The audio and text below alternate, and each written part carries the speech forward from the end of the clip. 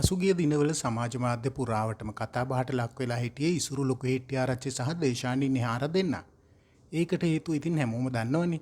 ඒ සිදුවීමෙන් පස්සේ මේ දෙන්න හිරු ටීවී නත්තල් වැඩසටහනේදීත් හමු වුණා අපි දැක්කා. ඒ ගැනත් ගොඩාක් දෙනෙක් නොයෙකුත් අදහස් දක්වලා තිබ්බත් අපි දැක්කා. ඒ වගේ සිදුවීමක් ගැන නැවතත් සමාජ මාධ්‍ය තුල කතා බහක් යනවා. ඒ තමයි දුෂේනි මියුරංගි සම්බන්ධයෙන්.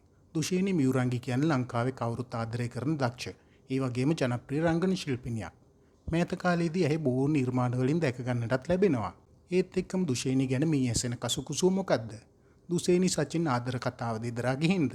අන්න ඒ වගේ කතාවක් මේ දවස්වල සමාජ මාධ්‍ය තුල සැරිසරනවා. කොහොම වුණත් මෑත කාලේ ඉනම් මගේ සමාජ මාධ්‍ය පිටු අතර ඔවුන් දෙදෙනාගේ කිසිවක පෝස්ට් පළවිලා නැහැ. මේ නිහඬියාව කියන්නේ සමාජ මාධ්‍යවල නිල නොවන වශයෙන් පළවන ඒ කතාවල සත්‍යයක් කියන එකද? කොහොම වුණත් තව ටික දවසකින් ඒ පිළිබඳවත් වැඩිදුර විස්තර හෙළි වෙයි කියලා අපි හිතනවා.